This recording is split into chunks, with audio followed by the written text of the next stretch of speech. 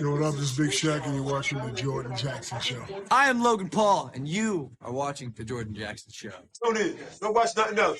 Jordan Jackson is the man. You're watching The Jordan Jackson Show. This is your boy Donnie Ross taking it from Ashley Class. If you don't like it, take it in the face. The Jordan Jackson Show. The Jordan Jackson Show. Come on, let it roll. The Jordan Jackson Show.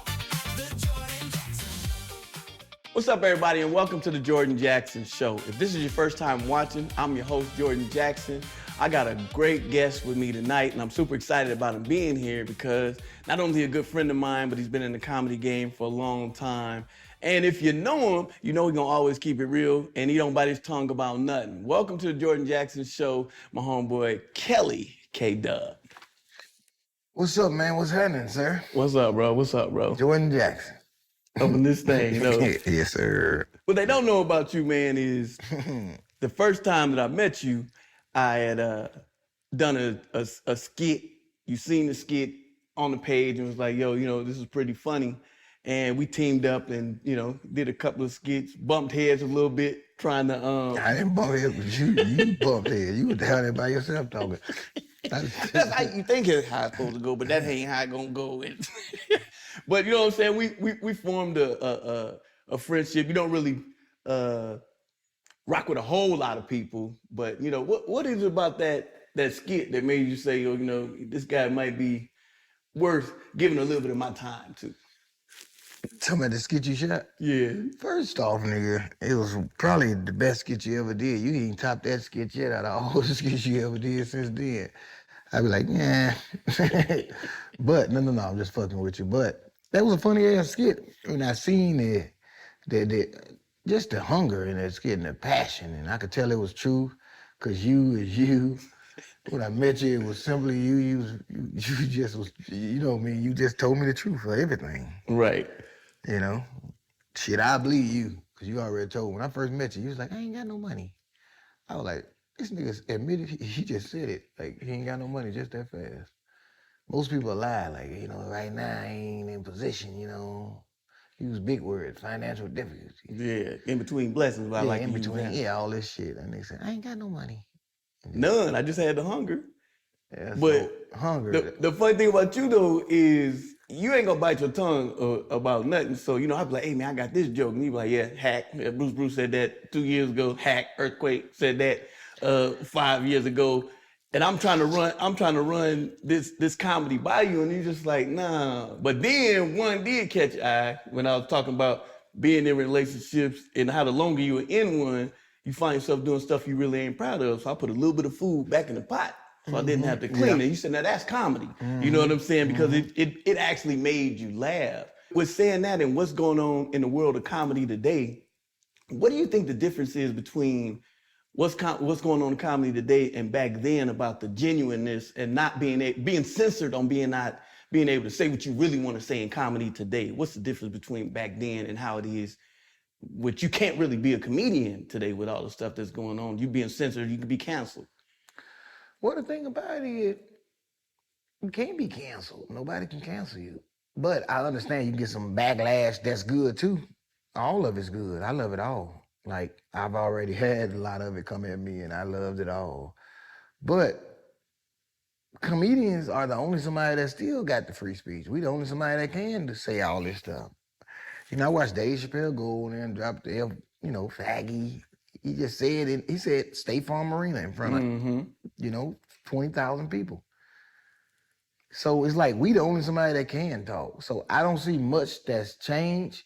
I don't see much that changed from us having freedom of speech. I've seen some people try to act fake mad at a couple people, you know, try to rally some people. You know, like when they was talking about they canceled Corey Holcomb. He got way bigger than after he slapped the shit out that girl. He got bigger after that. I need to go slap me a bitch type shit. So then the baby, when he did the gay thing, he got bigger. He just got bigger. Followers went up, got bigger. So all the people that was happy that were hearing the word that it was people that was happy to hear the word that Corey is canceled. It was people people that was happy to hear the word the baby is canceled. Yeah. I think Chappelle kind of did his a different way because even when he said everything that he said, everybody was saying he needs to be canceled by Netflix, and they said we're not going to do it. But he's in a position to where he's not dependent on no sponsorships. He's not dependent on, so he can say whatever he want to say, as opposed to Kevin Hart, who can't say what he want to say because he's dependent on so many other different sponsorships and stuff like that. So it's tougher for him because if he says one thing, these companies still want to back Kevin Hart. But if he says something, if they don't distance themselves, then they're saying that they agree with what he said. That makes it tough to do comedy. No, I got you. But the thing is, they didn't go get somebody that they had to make not say it. They went and got somebody who just don't say it at all. Yeah. You feel me? So if I was to say it, I will get the same amount of money, but instead of getting it from Target, I'll get it from Walmart. Instead of getting it from the church, I'll get it from the motorcycle club or something. You know what I mean? These people so greedy to where when they hear that you assaulted somebody, that's when they want to do business with you. These people so greedy. I don't believe these people have any type of morals and ethics. And if there is one or two, the other 8 or 9 is gonna cancel them out. I made a song. I went to a Diddy party, had a lot of fun. As much as you try to demonize them, that makes me like them. Right. So ain't nothing you can say to make Diddy, you know what I mean? Not that I want to do what he do or something. No. Right. I just don't like how y'all try to jump on people. I don't give a damn what you did. Yeah. Really, unless you do something that I don't like, but whatever he did, I don't have that much of a problem with it, except for when he kicked that girl on the ground. Yeah. But all the rest of that shit, that's on the people that got it done to him. Shit, nigga, if you let me do you like that, then how the fuck that's my fault? If you let me do all that to you. You know what I mean? So it's like, people that even with the Bill Cosby thing, I don't agree with them. I bought me a Bill Cosby t-shirt. Shit, I don't agree with them hoes type shit. I think if you do something to somebody that's pitiful, poor, you wrong for that. I'm not taking up for these hoes or these niggas or this person over here. I ain't finna jump in there with that. You know what I mean? Right, and everything that Bill Cosby went through, and so you take away him raising families and that's but I ain't condoning saying that what he did, if he did it, was right. But I don't think that you should just erase everything that he done for the community by helping all these HBCs and donating all this money and being in our household, showing us a successful woman, a successful mom, and a successful father, and going through these things that we never seen on television before. I don't think you can take that part of it away from him. And that's the reason I say you can't be canceled, because the real fans gonna come to the rescue if you really ain't did much. Right. The real fans coming. So I don't worry about being canceled, because as long as I don't do nothing stupid, you're going to still pull up. They're going to say, Jordan, why you still dealing with KDubb? You're going to be like, you caught me. Shit. I know what I said. But you move a lot different than most comedians, because you don't bite your tongue. You ain't going to pretend. If something is good, it's good. If it ain't, it ain't.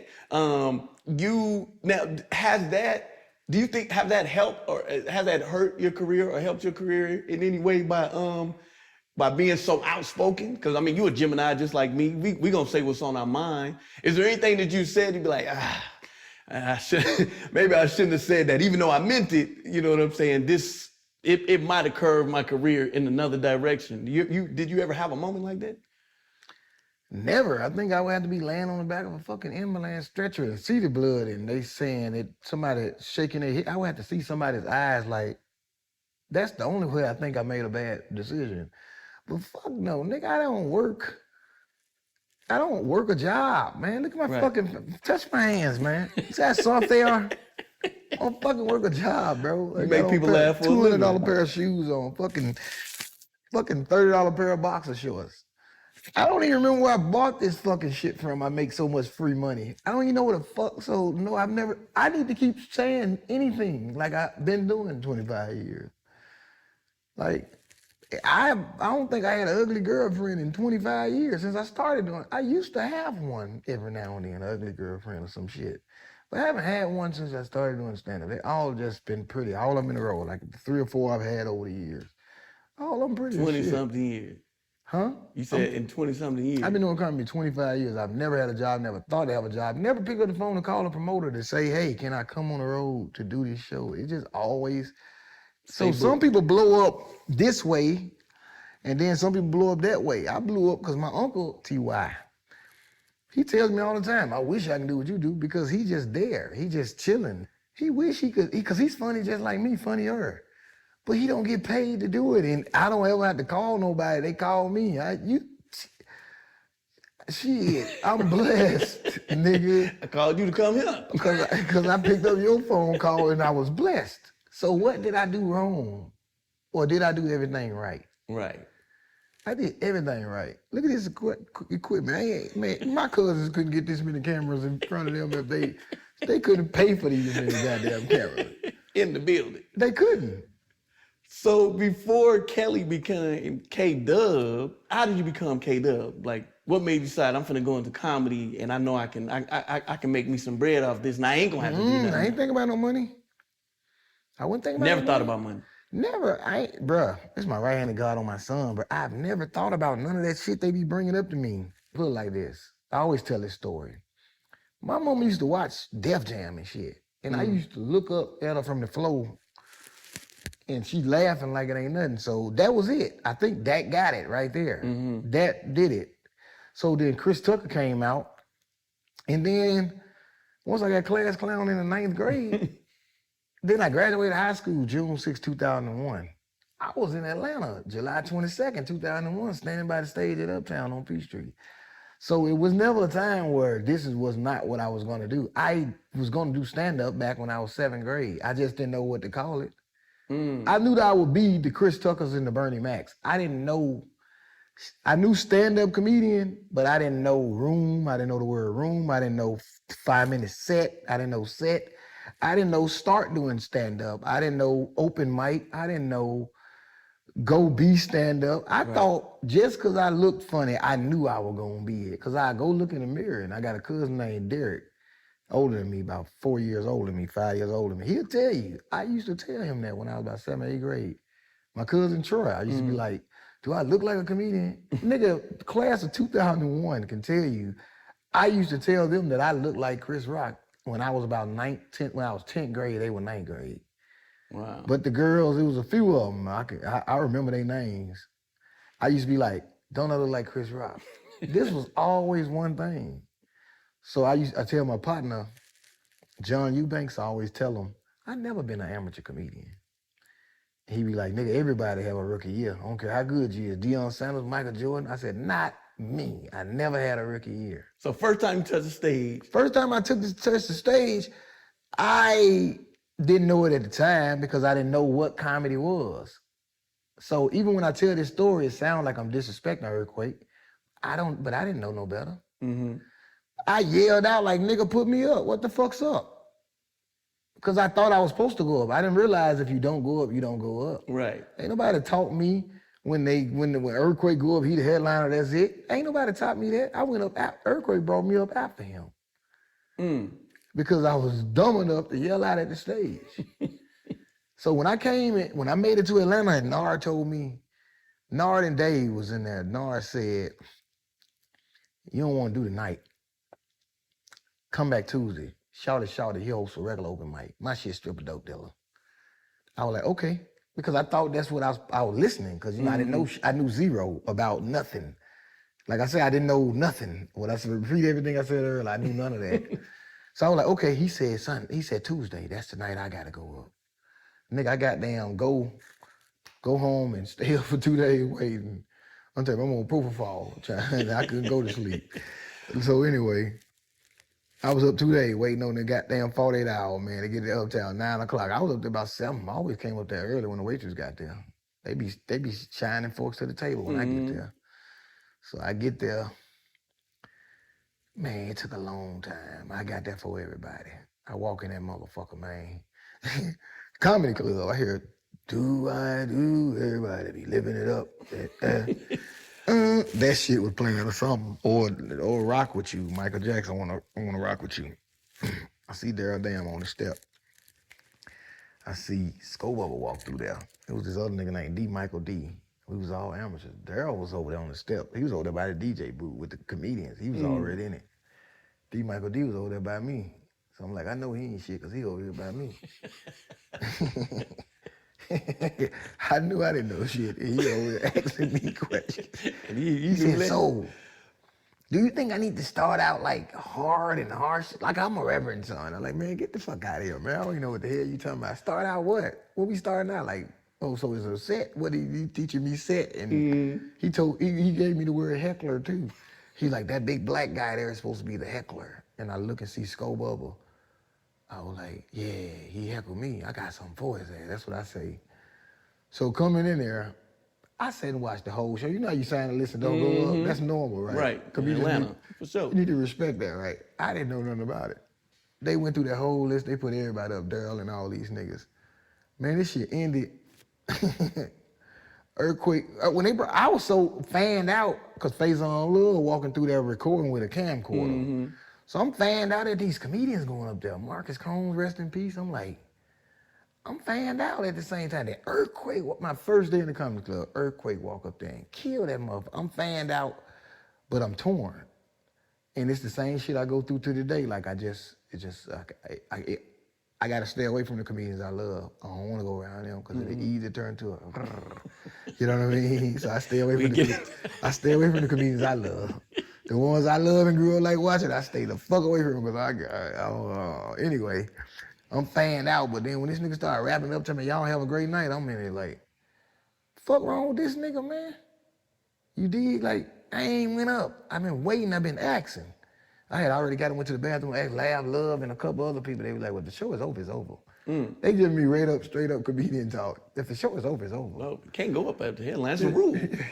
That's really not a rule, but it's a rule when you ain't shit. Right.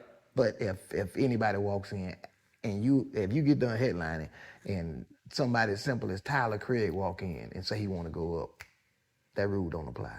See how it works? So that's why I was trying to tell Godfrey faggot ass about Tip. So anyway, that nigga was like, I was like, hey, why I ain't go up? And he was like, who are you? I was like, I'm KDubb. He was like, I ain't go up. I said, put me up. He was like, this ain't a baseball game, you can't. And Earthquake was nice enough to bring me on stage. Fuck all that bullshit. Earthquake gave you first opportunity. That's the first time I ever went on stage. Earthquake, the first person to ever bring me on stage. Wow. Clap it up for Earthquake. That was a little Earthquake. Shout out. Show some love. Show love. Yeah, that's my long-winded ass story, but you asked. But you got it now, right? I got it though. But how did the show go though? Okay, yeah, that's important, right? Right. Okay, I got up there. You know it's gonna be 50-50. But, no, I got up there and I had this bag joke. And it was that one joke I did for about the first 2 years of my career. That bitch hit. And then they was with me, then it dropped off like anything. And Earthquake came back up behind me and said, you was funny. He said, you just gotta learn how to get off. He said, if you say hey, they say ha, you say bye. I was like, okay. Hey, ha, bye. Get the fuck out of here. So Earthquake gave you first opportunity. Was he the first person to believe in KDubb? No, he ain't the first person to give me an opportunity either. Okay, well, who was the very first person who believed in KDubb? Who believed in KDubb for real? Who I felt like bleeding me? Hurricane Andrew. Hurricane Andrew. Double D. I would say, Food Stamp, but it was the second time I came back where Food Stamp said something good. First time, Food Stamp used to be kind of mean to me. No, Food Stamp, that's my loved one. That's my loved one. That's my brother. No, I'm saying it's some funny shit. Yeah. This ain't that. Food Stamp is my brother. That's my loved one, like for real. But he hazed you a little bit in the comedy game. Not really. He didn't haze me. Food Stamp is that's a difference. That's another difference. I've made a rap song and Double D name and Food Stamp name in the song. You feel me? Homage. That's real KDubb shit. Double D, goddammit, Double D was your OG? Double D is my real live OG, Double D. That's real live OG. If I had to pick one OG that was my OG, real live Double D. Shout out to Double D. But then, yeah, shout out Double D. But then Food Stamp, Fredo Davis, that's real live OG. But the first nigga I knew to believe in me and invest was Hurricane Andrew. To believe in me and invest in Ernesto. So you got Ernesto, those Hurricane OGs. Andrew. But see, watching your style of comedy, it's a bunch of great comedians, but you have a style that's different from any other comedian because I've seen you stack your punchline. That's risky. It's risky to stack a punchline on top of punchline on top of punchline on top of punchline and make it work because you can lose the audience.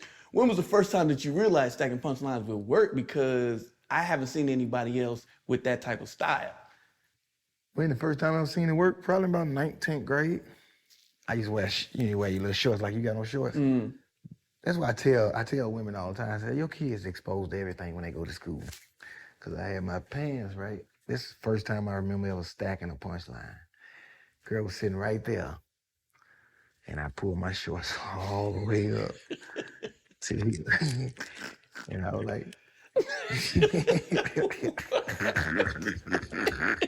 this short still down there. But this shit is all naked. Like, oh, I pulled that motherfucker all the way up. And I was like, shit, this ain't even funny to me now, but it was funny to me that day. I was like, you wanna lick my chicken bone leg? Right? And I'm like, she just looked. And I was like, you sure you don't wanna lick my chicken bone leg? I said, I just kept saying chicken bone leg, and I was like, so I got my chicken bone leg out, and I'm about to get caught. I'm risking all this. But chicken bone. And you don't want to even lick or touch my chicken bone leg. You can touch it. And I kept saying, touch the chicken bone leg. And then she just was looking at me like I was crazy. She actually in that class for 2000. So I was like, fuck it, I touched my own chicken bone leg. And then I heard a laugh. And I just like, damn, I milked that motherfucker. Cause that's my whole thing, Boy, you trying to get make her laugh. So I kind of figured like it's a way you can present it a different way every time. Cause that's what I was saying. You wanna touch my chicken bone leg? Why you don't want me to? So you saying you don't want no parts of this chicken bone leg? I'm out here risking this, and these people might come around, the teacher might come back, and you still ain't touch chicken bone leg. You feel me? Right, and you built on top of that. Build it up until the last thing she broke. I was like, well, I touched my own chicken bone leg. But so that's part of it. But the most famous, one of my favorite jokes though is it's the hash browns, and then it's the the light come off. But you turn that into a punch and you stack it because you turn it on, you turn it, and you're making an act out, but it's a punch and an act out at the same time, and nobody has duplicated that. And do you remember the first time when you realized like, oh shoot, I got something with this? Because if I'd have played, they love to tell you when they win. So I'm gonna tell you where that come from. All my shit come from somebody, something. And when they say ain't nothing new under the sun, cause you got it from somewhere. Me and my partner, Lonnie, he had just got that Michael Jordan cologne. We were about 14, 15. He had just got the Michael Jordan cologne. And he was like, I got that Michael Jordan cologne. I was like, let me see it. I grabbed it, I popped the top, and I went, he was like, hey man, I was like, he was like, give me that back. And when he snatched it back from me, I was saying, all right. So that little... Took it straight to the stage. Took it straight to the stage to be like... Cause it don't work without the... No, you ain't close with that. Hey man. So if I'm watching something, I'm trying to see what I got that I can put with it. Yeah. What can I put with it? And then, it gonna always go through that whole cycle. Every joke going, even if it don't work, people talking about the hash brown joke. Okay, keep repeating shit, right? Sweeten it out. Then they talk about the draws joke. Squeeze out the draws joke. But then the dick pic joke, that gets squeezed out. Yeah, but I figure I couldn't I try to crop the part off of it, just the dick pic, Working whatever. it. Working it. But it goes all the way back till 2000 and, bitch, if I throw him over there, he gonna be over there till I get over there. And I ain't planning on coming over there. So that means that nigga's retarded too. It's the same retarded nigga saying stuff that makes sense to him, but not really.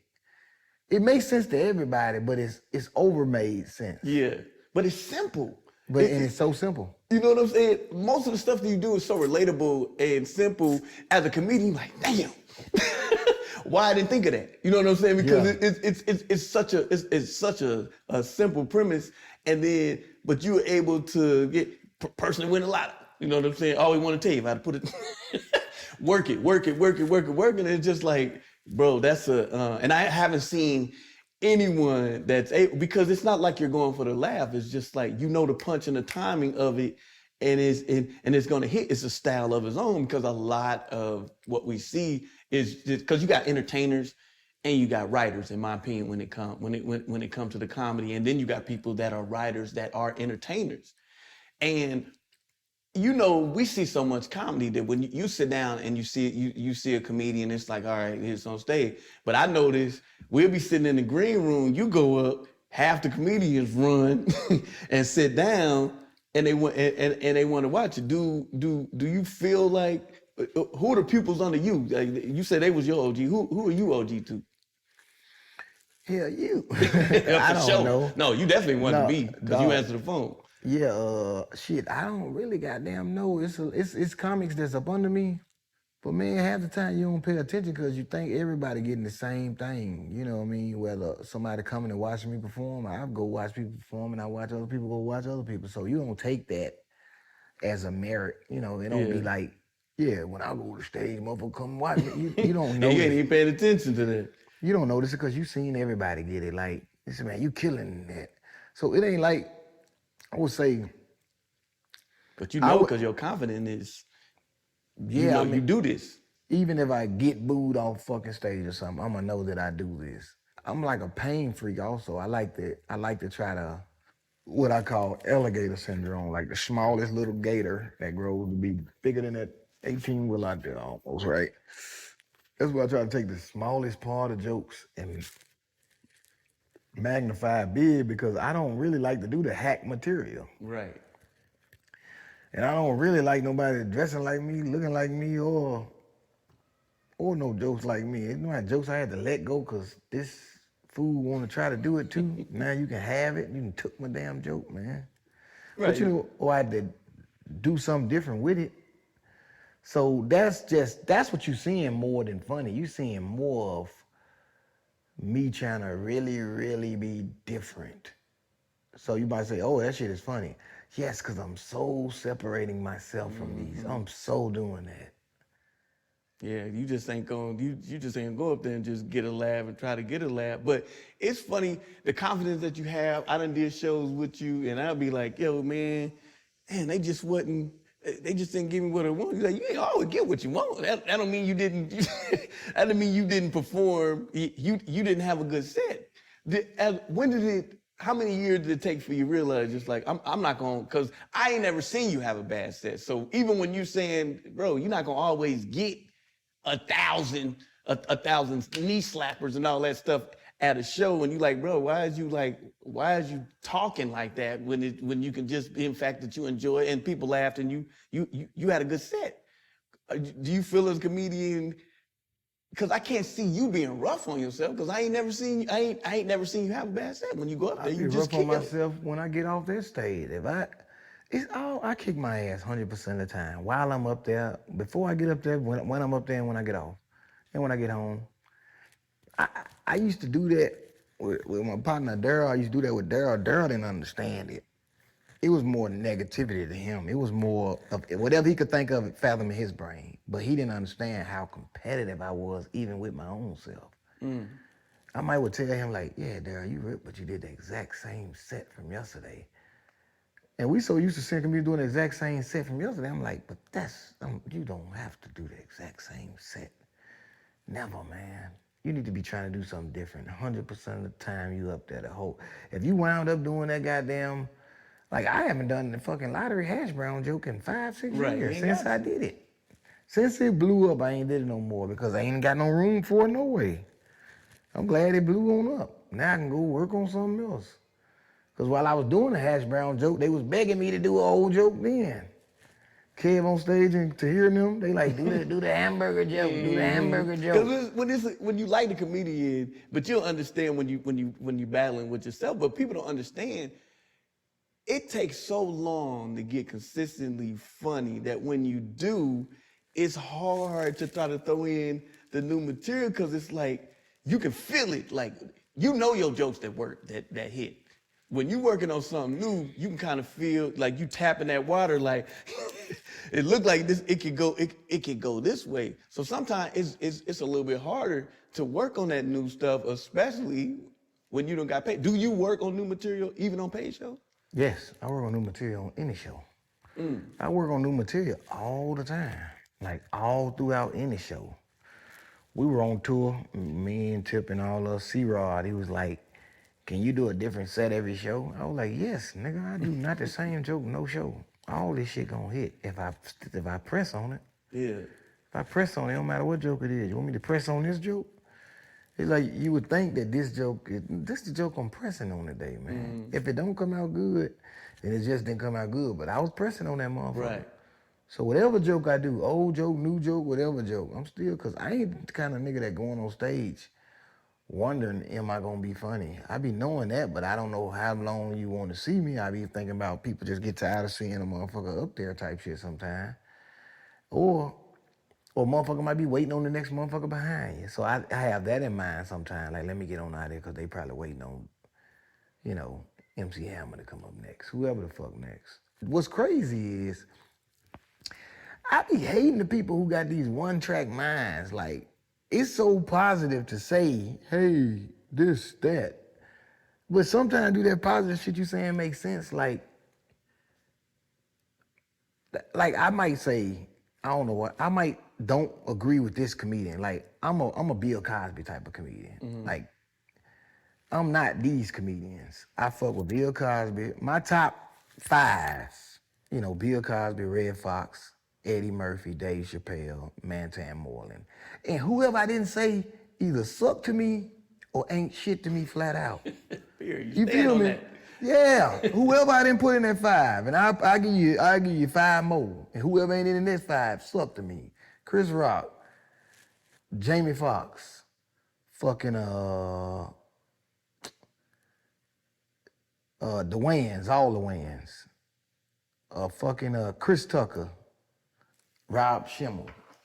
So, and then you got Mike Epps, funny as fuck, Eddie Griffin. If I didn't call your name, you suck to me. Right. And people don't subjective. understand that because they think you should be positive in this world that's so full of something that's something. I don't give a fuck if the world turned to a whole war zone. I'm still ain't gonna be positive or nothing. I don't care if I don't like it.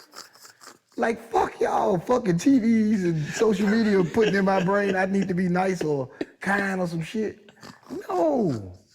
Like, for instance, like, let me tell you something. One time I said, one time, to me, Martin Lawrence is just not funny to me, right? But I'm like, what is that? That's like me saying that's like me saying that Jussie Smollett is not the best singer. Y'all ain't up about that. Well, don't be mad because I said he's nothing. He's fucking nothing. Like, I already got to look up to Jesus or whoever the fuck, God, my daddy, my uncles. Who else I like? Sammy Davis Jr., David Ruffin, who else? All them comedians I named, you feel me? Corey Holcomb. These are the people I'm looking up to already. Tyler Craig. Who else I'm looking up to? Clarence Avant. Right. Looking up to him. Looking up to Obama. Who the fuck told you I need to add this nigga in there too? I got 1,800 black men that I'm looking up to. You think I need to add 1,801? So Martin never been funny to you? No, but that's neither here nor there. That ain't nothing. Jussie Smollett ain't never been the best singer to you. No. Exactly. So who cares? It's subjective anyway. I'm just saying. So what makes you want to ask that question like that's the thing you need to just expound on? No, because I Def Jam Comedy Jam, Fuck Martin that. hosting That was funny to me. That shit was trash. It was cool. It was hack. It was hack. It was very hack, and ain't nobody argue that. Can't nobody argue that it was hack. Ain't nobody argue that, whether it was funny or not, whether I'm hating or not. I bet you real comedians. But there's never been a better host for Def Comedy Jam. Shit, he died. Robin Harris. He was on the paperwork. That's who the host was. He died. That's what happened to the host of Def Jam. He died. But anyways, we didn't know shit about comedy at that time anyway. They could have gave us anything. Right. I look at it now and I'm like, I'm saying, whoa. am I lying? They could have gave us anything back in 1991, 92, whatever that came out. Because they did. Go watch it. I sat and watched all the tapes at Tina Graham house. I looked at every Def Jam tape and said, you know what? 8% of Def Jam was funny. 8? Yes, nigga. I called Tina right now, only 8%. 8%. Well, Yes. Because they didn't even play a lot of them because it was trash. They only put a lot of people did Def Jam. I remember Chris Tucker. A lot of people did Def Jam that never got aired on there. I went to Tina Graham house. She had all the tapes and the audition tapes and everything. Dang. She got everything in a room. And I sat and watched all of them for 2 weeks. I call her right now. Why do you think it worked back then and it's Because hardly working now? Because we didn't know what comedy was. You could say anything. Now it's so many jokes being said, you can't get away with that hack ass shit as much. People heard that joke about skin on the elbow and skin on your nut, the same skin now, because they scrolling across their phone now. Ain't nobody been able to. In 2009, they was not getting this much comedy in 2009. In 2005, they was not getting that much comedy. Oh, it's oversaturated now. So they hearing everything. You can't come with that hack shit. You really can if you got a name. If you got a name, you can go in with that hack shit and do memes on stage. But then when it get to a nigga like me, talk this much shit as I'm talking, I gotta be crispy perfect on stage. But they don't understand. The viewers gonna watch and say I'm hating, but they don't realize the only reason I can talk shit about these comedians because I'm better than them. And that ain't even my opinion. Ain't even like, you might say they more popular. Yeah, they more popular, but a better comedian? Come on, nigga, who a better, let me ask you then, since these your view, who a better comedian than you, me or Martin Lawrence? Oh, you, definitely. Exactly, so that's your opinion. And you've seen both of us, and you can't kiss my ass right here. No. That's, you tell them. No, I'd rather watch you than Yes, Martin Lawrence. yes, so I can say that. They don't know that. I watch Reggie Ball that be on Nav show. I was talking about Vic, like, Bijan Robinson, he take off Vic Jerry. We fuck with Vic. Reggie was like, no, see Vic, blah, blah, blah, and this and that. I was like, how is he talking back? I was like, oh, he's a quarterback. Reggie Ball was a quarterback for Georgia Tech. Went to play for Detroit Lions. He don't care about no Vic. Why he need to kiss? I kiss Vic ass. You feel me? Because I don't play football. He don't care about no motherfucking Vic. I don't care about no other comedians. The comedian can die right now. I be like, fuck that nigga. Like, I don't give a fuck about that fucking nigga.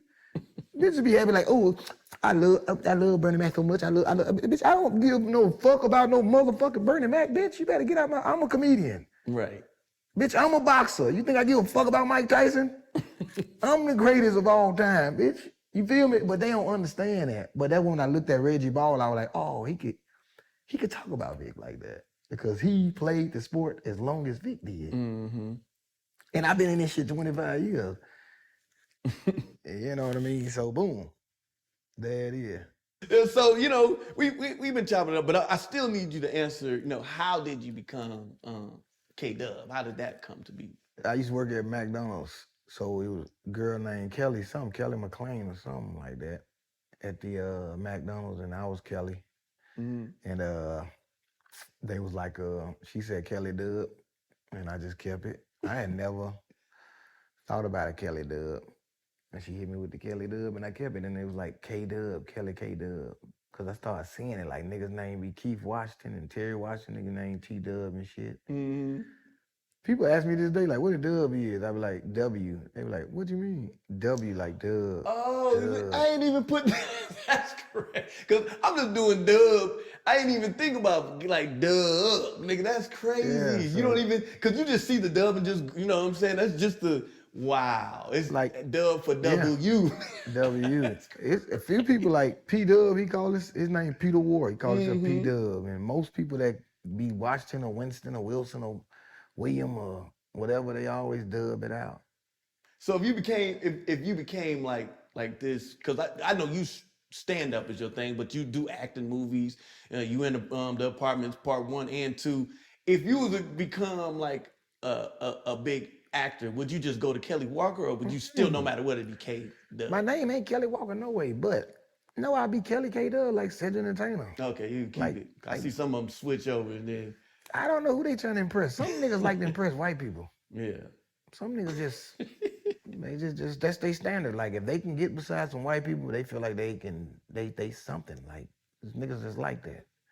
So we got all these extremely funny comedians that are out there. You know some, I know some. Why do you think that even these funny ones who don't have a bigger social media following, why are so many still so underrated in what we got today?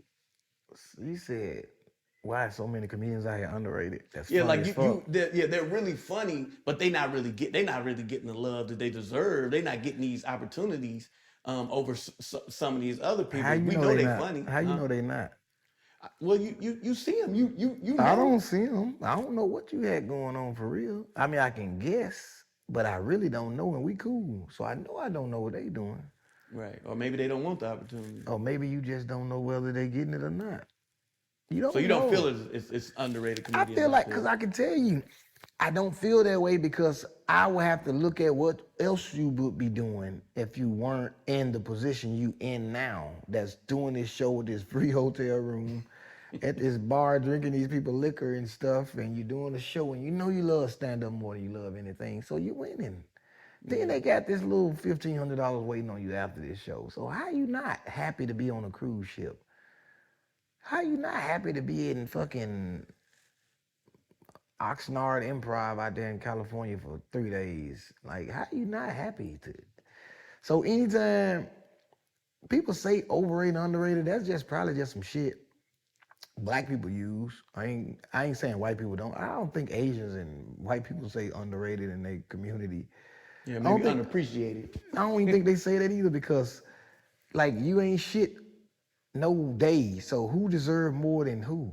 Just because somebody can tell a better joke don't mean they deserve a better career. It's still business. They told us that before we got in it. 1% show and 99% business. So when you see somebody that's very funny, very, very funny, like I've seen a lot of comedians be very, very funny, but I'm gonna say, like, I'm gonna piggyback off what you said. They may not, they may seem not to have more than the next person. You don't even know what they did to get it, because most times I always assume they might have did some bullshit anyway, or they do bullshit. Because I can tell you this: if you a comedian and you snort powder and you might be a little gay, you gonna blow past all of us, because you willing to do all that. Yeah. I know what I done took a girl to get a hamburger before and wanted some pussy from her. I can imagine what those gay ass people want out there for real from you. Yeah. I can imagine. I ain't bought this bitch no but a hamburger. Can you imagine? So yeah, so people. So are no in- underrated for you. But No, I ain't feel no underrated only because everybody in this position they need to be in. a name that wasn't brought up to me that that as far as Atlanta comedians, you know, I want to give a shout out to Zoo Man. What about Zoo Man? Is he funny or not funny to you? Zoo Man is very funny, but it ain't like I ever seen Zoo Man try to do this or that. I think he might be having fun. Shit. Yeah, I Zoo- do for sure. Yeah, so I ain't never seen him stressed out. Every time I see him, he's in a good mood Mm-hmm. and he's funny as fuck. Love to write. Love to write. What more can he even ask for? Right. So is social media helping or hurting stand up in your opinion? Definitely helping. It's helping. Definitely. Did it make some comedians feel some type of way? Maybe. Shit, snap music made real rappers feel some type of way. Shit, it's always like that. It's always like that. That ain't gonna never change, boy. When rap music came out, my dad is born in 1955. He one of them people that, when I hear a nigga that's 54 right now, I'm 45. So, you know, I come over for the hip hop, yo. I be like, shut the fuck up, young ass nigga. 55 fucking years old, you a baby. You know what I mean? You a baby, nigga. My dad is 72. I grew up with my dad. You a baby to me, nigga. My daddy told me you niggas wasn't shit. Every era was the best era. My daddy told me a 55-year-old nigga wasn't shit. When I was 10 years old, a 55-year-old nigga was 20, and my daddy hated him. My daddy liked the 10-year-old, you feel me? He was 36, but he hated a 20-year-old. He just, so now these niggas 55, trying to convince me they somebody, but I'm like, y'all niggas wasn't shit the whole. So my dad ain't never listened to no rap music. So the last music he listened to was the OJs, and still do. Like, he don't listen to no rap music. So I had to explain to the real hip hop heads that shit ain't shit either to the generation before you. Right, because everybody's generation was the best generation. Everybody generation. But I don't think nobody can argue that 90s R&B is the best R&B ever. Because I mean, it was a lot of great music in the 90s that I think they'll never be touched in any other era again. It was like, it's missed, man. I think a nigga that was born in like the 60s or 70s will bleed that bullshit.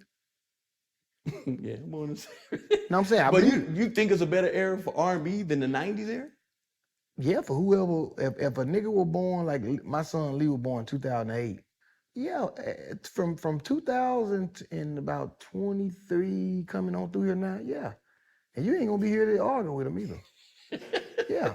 It's gonna be more people saying from 2023 till when Lee get about 40. Lee is 18 now, so in 12 years and 2038, he gonna say nigga from 23 to 38, best music ever. But you gonna be dead. Right. Not, in 30. No, I'm I just know what you're saying. whenever. Yeah, that amount of time. So just how you sitting here and standing on your lies, that what you believe, every nigga does that. Like, Mega Ever probably look around like, oh, young ass nigga Martin Luther King trying to steal my job. Cause he did wound up doing everything Mega Ever would have been doing. Do you think that millions of views translate into money like people think it does? Because people think you got 5 million followers and you got $5 million. And in your opinion, do you think those millions of views translate into money, or can they? Facts, they don't. But you get you a couple million followers, you can get some money out of social media anyway. You can get you some money out of social media, but the views, I think if anybody on any site, they need to be getting paid for their views. I get paid on IG, I get paid on Facebook, I get paid on YouTube. So I think you need to be getting paid for all that. You don't need to post nothing. Zuckerberg and all them folk don't need to be getting rich off you.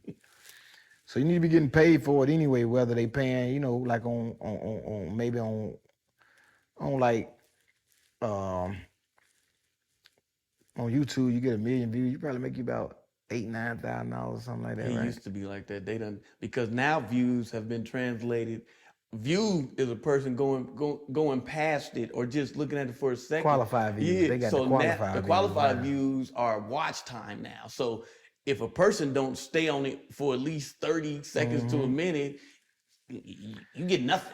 So you can have 30,000, but they'll tell you got 18,000 qualifying views. Yeah, and the then qualified they give views you are actually watch views. RPM of it about 17 cents or something, Yeah, 18 cents. It used to be so good. It used to be when you post something, every follower you have would see that post, and it's nothing to get 1 million views. Yeah, but they had to control it because they don't need none of you weird ass people out here getting too many views, so they have to control it. I understood that part because it was too many weirdos blowing up. I understand that part, but what I don't understand is if I've taken funny videos and built a whole audience, and then I post a flyer for someone to come and see my show, you're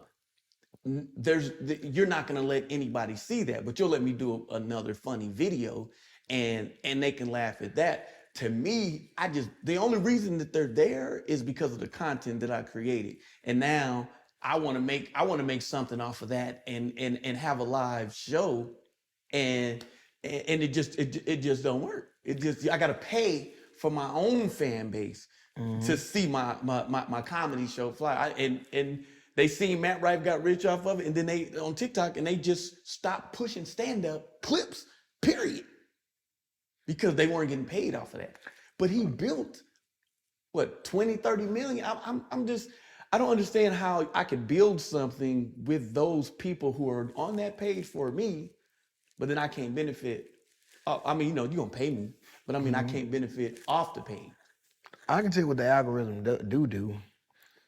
If you post it and your people attack it, they send it out to other people. So that's how it works. But they gotta see it to attack it. No, that's what I'm trying to tell you. You thinking they not seeing it. Your people are gonna see it. Like when you post something, your people see it, even if it's the same amount of 8,000 out of your 300,000 followers you got, you feel me? And they gotta hit it real good. Once they hit it real good, the algorithm kind of lets open up something for non-followers to get in there when yours attack it. So what happens is you post the funny videos and your people hit it real good, and then the algorithm let other non-followers in. But then you come back with that fuck shit, which is a flyer, and your people don't even hit that. Right. And they don't let the algorithm, they don't let the non-followers in. Oh, so it might not even be them. It's just I know what it is because I explained it to you. What happens is, when I go to these places, they be like, oh man, you had good ticket sales. Yours was better than these people. Yours was better than these people. That's what they tell me all the time. Not like I'm selling more tickets than this guy, that guy, but they always tell me, at every space, you sell more tickets than most of these people that come in here. You wanna know why? Because I'm not scared to put my stand-up on my page. So don't nobody care about the funny videos. They not coming to see nobody perform. They not coming to see these, because they've been tricked for the last 10 years fucking with these hack-ass internet niggas putting up funny videos. You go see them, they stand up trash. That's all happening with you. You have to put, I got to be able to go to Jordan. I'm finna go to your page right now. If I don't see no stand, you're going to see stand-up when you bust my shit open. You know I'm a comedian. That's what you do know. So I bust this open, boom. You got one right at the front, but it's August 9th, right? You gotta know here. You got 333. You get more views. You get 9, 18 comments. See, that's what you're gonna have to lead with, bro. You got 2 videos up there, but you gotta put your best shit up there, nigga. You putting weak ass jokes up here, nigga, little runabout ass jokes. Like, wow. I'm not knocking you because you got 7 comments. It's honestly bro, let me say this. Bro, I know you're funny. Fuck this. You probably ain't learned how to post. You don't post that much stand-up, right? Right. So you learn it, right? You can cut this shit out if you want to. You learn it right here in the interview. You got 500,000 views and you getting 7 comments. That ain't good because I only had 20,000 at one point. I got 96,000 now. Nigga, when I had 800 followers, I put stand-up up and still get 40 comments because it's good shit regardless of whatever it is. I don't care about the followers. So that's what I try to do, put up good shit. You told me a long time ago, Dubb, I just feel like if I just throw it up there, something gonna catch. I don't think like that. I think this right here is gonna be, I don't be just shooting, I be aiming, winking, talking to another motherfucker. Or is it? You still sitting there? Is it up there? What the wind, What the wind feeling like? Your ass get up.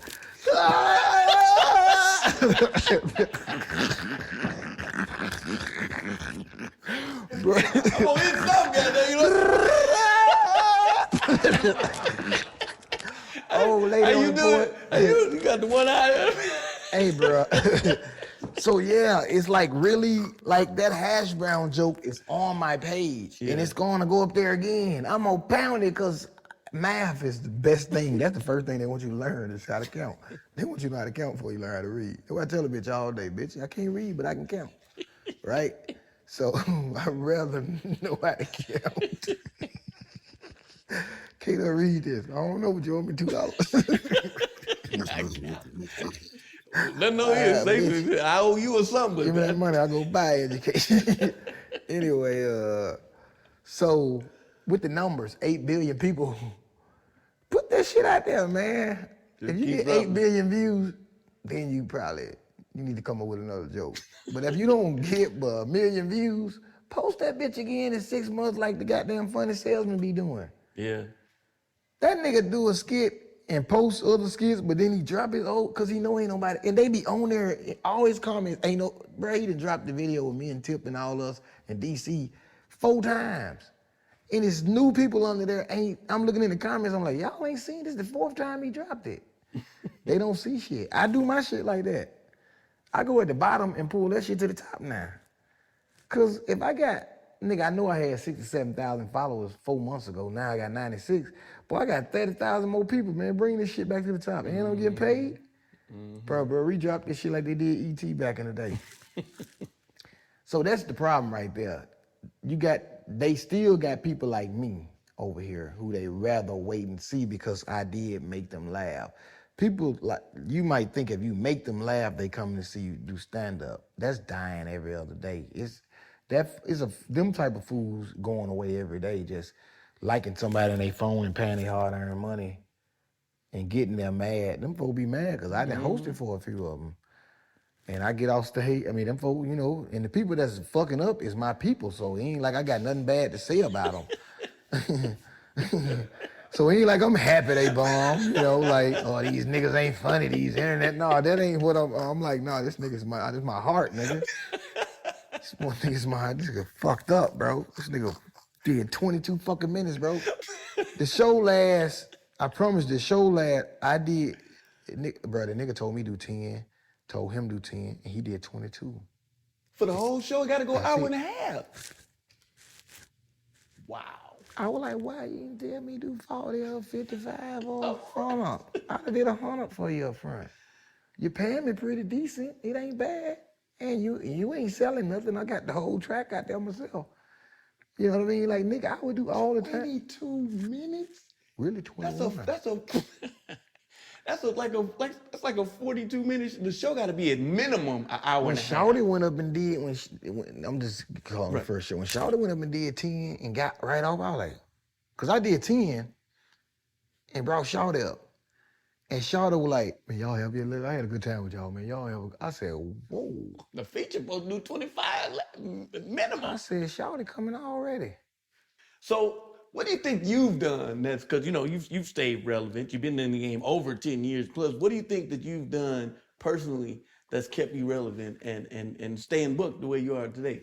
I ain't never did no hating. Like this shit I'm talking about, niggas, I don't care you call me no hater for that stuff, because fuck them niggas. But like how like I'm not a hater. Like a lot of comics that people love, come through me, and I'm not trying to say I don't make nobody feel sorry for me, because y'all can go to hell, kiss my ass. I'm saying in a sense of like, I help a lot of young comedians. Is why I'm still around. I always help young comedians. I ain't never thought it was a choice. And I only help for it to be good. I only help young comedians to be good and closer to God. Right. Like I help young comedians because I know that they gonna give me something later on back. It's really a trade-off. Right. Like it's really like, oh, so you doing it for, you expecting something? Yes, like I'm really am. Like, yeah. I'm gonna help you, man. And no, you don't have to give me, whatever you see for me in the future, if you see something, holler at me. I wanna be a part of what you got going on. Whatever you go on to do, can I be a part of it with you? You're nothing right now. You were shit. I don't give a fuck behind his back. He wasn't shit. I could smell his breath. Like you wasn't even no part of this when game. you took me in, I was like, when you was rocking with me, I ain't had no followers, I ain't had no nothing. I was bombing every. So I will find somebody like him and tell him the truth and treat him good and show him and tell him don't listen to these lies and teach him and tell him and kick at him and kick him, and then he'll blow up. And that's what these niggas did. I knew it anyway because I was a historian. You know what I mean? I'm a historian anyway, by nature, natural historian from school till now.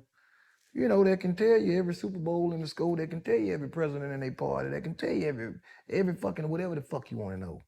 So I knew, you don't know where you've been, you won't know where you're going. Past. I just knew I watched too much TV. I watched Temptation movie in 1998, 99. So I said, oh yeah. The little nigga kept sticking around. As soon as goddamn Eddie King just fucked up, he was in the group. Shit like that. I saw that shit already. So I just help people for nothing. I always help people hoping something in return too. But you ain't gotta give me nothing. That's how people move anyway. They just don't admit it. You ain't gotta give me nothing, but just remember, I helped you. That's all I want. And I will help you again. Cause I tell you this, this shit me. I remember one time I took Carlos Miller on the road. I told Carlos Miller, I said, I ain't saying it trying to be name dropping either. Right. But I said, hey man, I was gonna take the other comedian, but your ass is funny, man. I'm gonna take you. Just say your name I'm gonna make up a name, Eddie Jones. Carlo who like, what? I like, say your name, Eddie Jones, man. We went down to Tallahassee, Florida. They were like, give it up for Eddie Jones. Carlo went up there and killed that motherfucker, man. He like, hey y'all, my name Carlos Miller too. I was like, man, why the fuck you tell him? I told him I was bringing this other nigga, man. I canceled this other nigga. Oh, you just did that?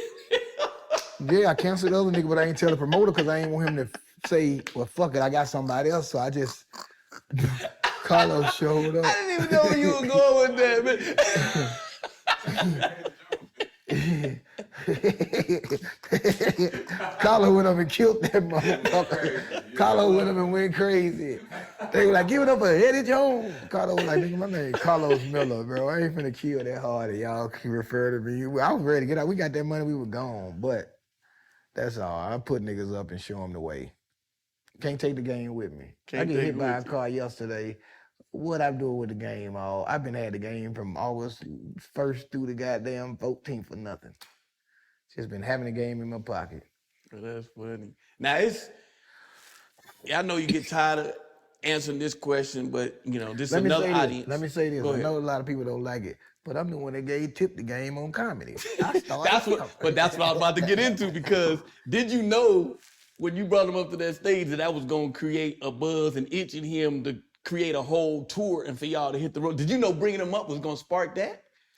I knew that Tip liked to talk. Mm-hmm. So when people come talking about, I was like, you gotta know him to know that this is what he do. This is it. But I don't see Tip in. Nigga, you don't see me doing that little dance I do in front of that little bitch at nighttime either, nigga. Bet you can't picture me doing it. Boy, it's shit me. Little bitch, you get to do anything. So I say that to say, you don't know nothing about him. Mm-hmm. So you don't know that nigga know how to talk. You don't know that nigga know how to say shit. He know how to tell motherfucking jokes. Like, he really already was telling jokes. So I was just like, you need to get your ass up there. And this ain't got nothing to do with, I want to do a tour with him. Right. They were just, if you keep talking, I'm gonna tell you, bring your motherfucking ass up there. He said, tell him. Tell him. So, boo, you keep talking that shit in front of me. Bro, I'm gonna take your ass by the arm and throw your ass on that motherfucking stage, nigga. Look, I called Tip up there. Tip was in the back chilling, drinking a drink. He was talking. He was cool as hell in the back. I said, y'all, this next comedian come to the stage, man. She from Tennessee, man. As a matter of fact, man, I'm bringing this nigga up, man. He from Bankhead. Y'all get up for comedian Tip Harris, man. Give it up for Tip Harris, man. And he was still back. I said, y'all get up for Tip Harris. He was still back. I said, comedian coming to the stage, man. He talk a lot of shit. Y'all give it up for comedian. If y'all want Tip to come up, clap. Oh, clap boy, it up, y'all. Clap it up. Clap it up, y'all. Show him some love. Show him love. Show love. Bro, that nigga just came on stage, bro. That nigga came on stage and he just started talking. Just started talking. And what niggas don't know is that nigga got funny. It don't matter what you saw on your little clip. I don't give a fuck about your clip, nigga. I did 300 shows with him, nigga. I don't care about your clip. And I know funny. You figured it out. I would be come on, man, what? Tip, like, what the fuck? Like, why? What I got invested in telling this nigga he funny? Like, I would literally, because he was going to do it anyway. Right. He didn't, it was Clayton them, other people. KP and them told him he was funny. And KP an asshole, Clay an asshole. C-Rod, Mac Boney. These niggas ain't no motherfucking yes man. Right. They been knowing that niggas since 14, 13, 12 years old. These niggas is not yes man unless they want to make me out of yes man too. First of all, I couldn't tell him to do it or not do it. Right. Who the fuck? Why y'all put me on a pedestal 1 minute, then take me down the next? These the same motherfucker tell you got Tip doing comedy. So you telling me I can tell Tip Harris what to do? Right. So I'm that high up. But now you want to say I'm a dick rider. So what am I? Am I this nigga that can tell platinum rappers what to do? Or am I a dick? What the fuck, nigga? Like, you know what I mean? Am I up or am I down? Right. How you meet Tip? How I meet him? Yeah, how'd y'all meet? Like, how did y'all get close? How we get close?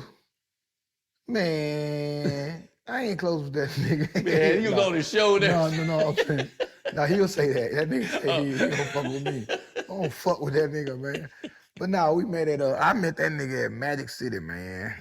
Probably 01 or something. Magic City. Sco-Bubba was like, hey, this T.I. and this is KDubb. He comedian, man. He comedian, funny as fuck, man. And I just shook his hand and I was like, what's happening? And then we switched. He was just, He was light-skinned, so I ain't really fuck with light-skinned people like that. No, I didn't. No, he know it. He tell you right now. I didn't. Ain't nothing that I didn't like it. It's a problem. It ain't even like it's like I'm a tough nigga, I'm a gangster. It was a problem. It's just a fucking, just growing up in fucking the hood or something, you know. Just growing up in the ghetto type shit. You just light-skinned nigga ain't your kind of nigga. Right. So Sko introduced us, but I'm in a new city.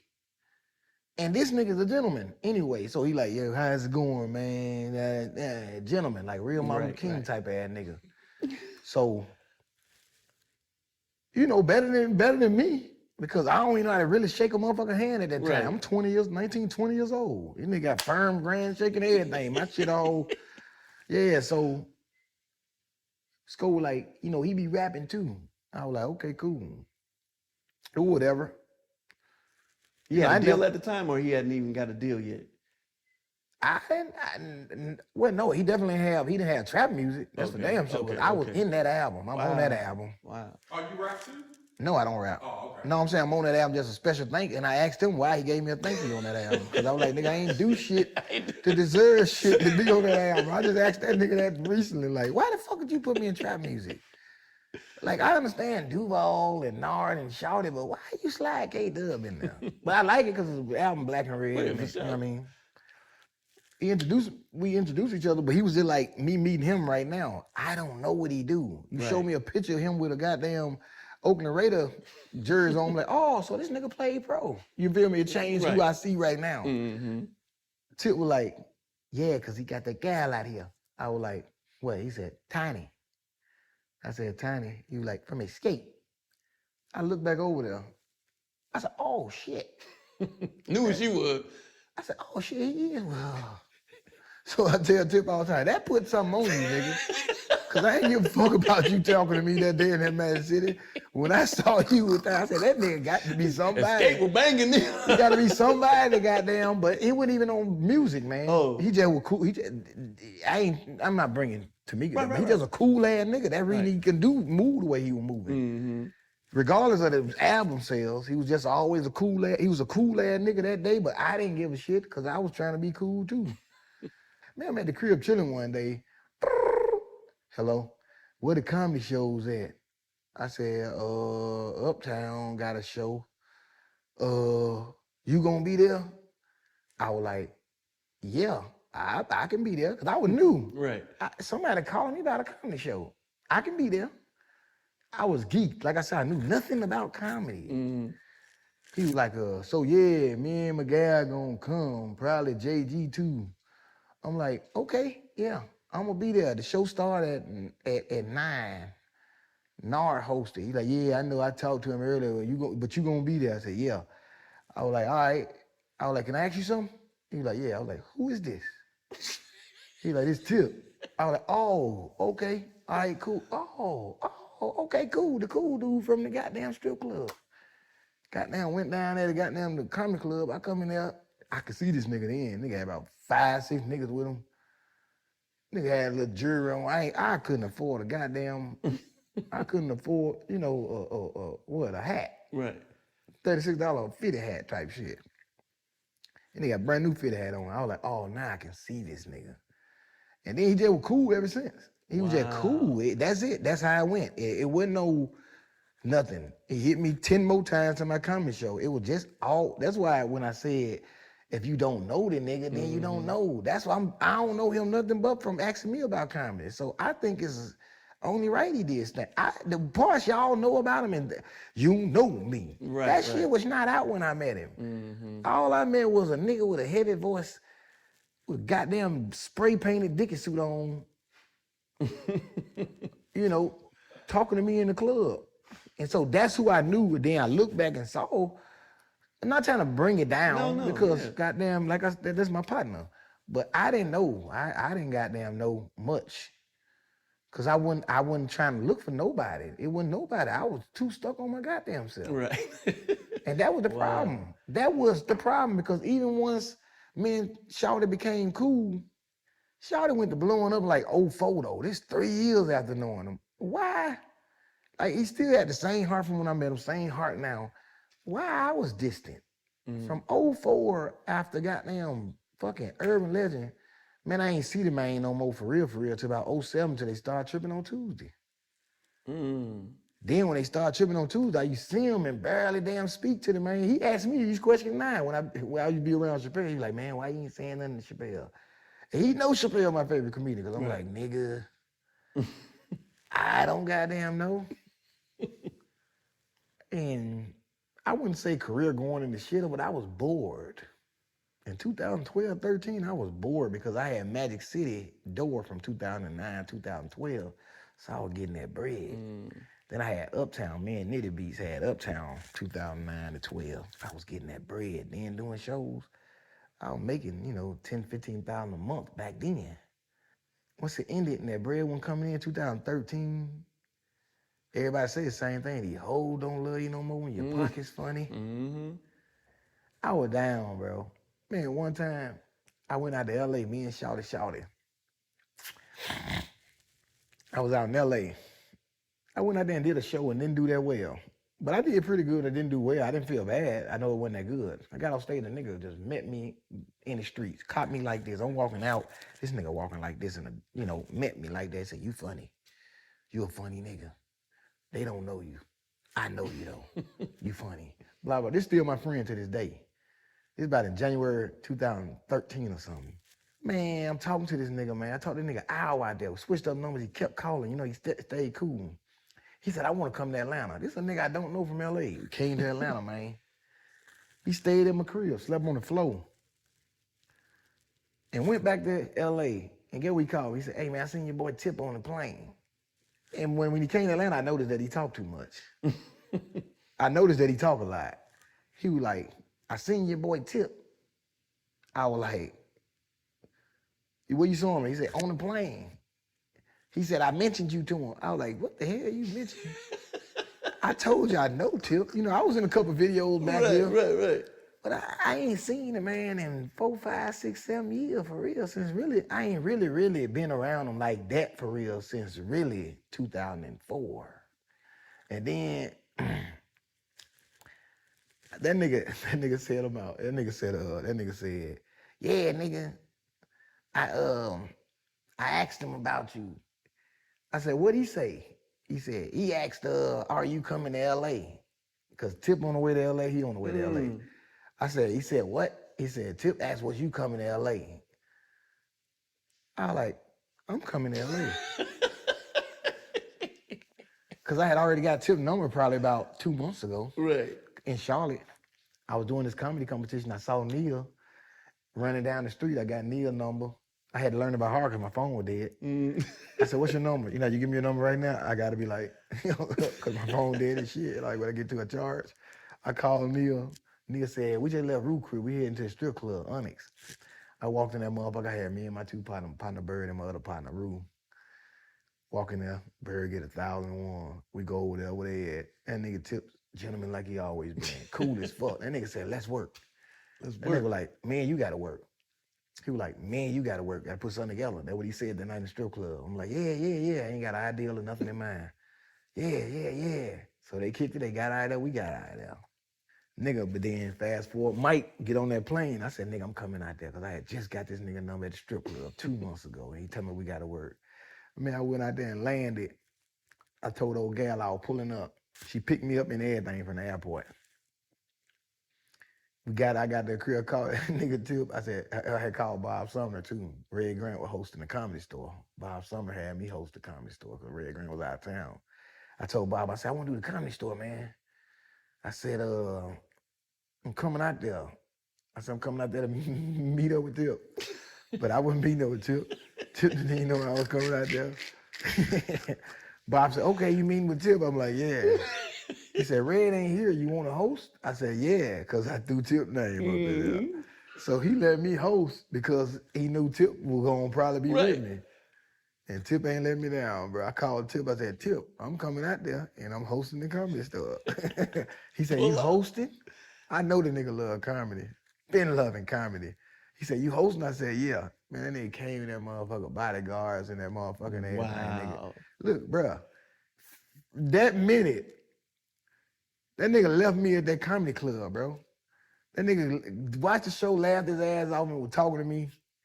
and was talking to me, blah, blah, blah, and got in this truck and left. When that nigga left, I felt like, on the cartoons or whatever, on Krusty the Clown, Simpsons, when they get kicked out in that back alley, that's show business for you, man. That door shut, that little light shining down. So, Tip left, man. Why they nigga called me next day like, yo, what you doing? I was like, man, too. He was like, where you at? I said, I'm in North Hollywood. He said, I'm in the shit, pull up on my man. Man, I pulled up in the hills of California. When I tell you that that nigga never ceased to amaze me with the shit he showed me. Somebody probably say, dude, you been in the business, you a grown man, but man, I can tell you this. I ain't got that much money or clout or shit. That nigga showed me some different shit that first day in that fucking mansion by his goddamn self out there in LA in the hills, nigga. I said, niggas dream about this shit, bro. Like, I was standing that motherfucker with him, bro. I know you couldn't believe it, man. Hell no, it was already, that's why I said, you already be blowed or like, what part of my career? You probably say, okay, that's a highlight. Yeah, that's one highlight. Shit, that's one highlight. Being all over the world. I've been to fucking Tokyo, I've been to London, I've been to fucking I see Amsterdam. I be looking at it in the private jet. No. I'm talking about before then. All before then. Well, this is my last question, man. And this gonna make you think a little bit. But if you could sit down with the younger version of yourself, before the fame, before the industry, before the mistakes, what would you tell him?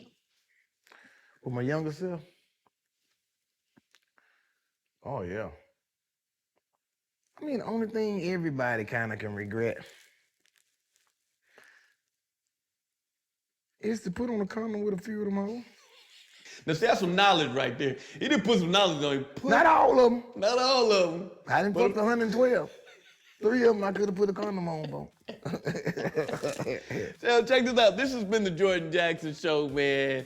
I had my great guest, Kelly KDubb. Hey, man, make sure that you don't just watch the show, be a part of the show. Hey, I'll see y'all in the comments, man. Thank y'all for watching the Jordan Jackson Show. The Jordan Jackson Show. The Jordan Jackson Show.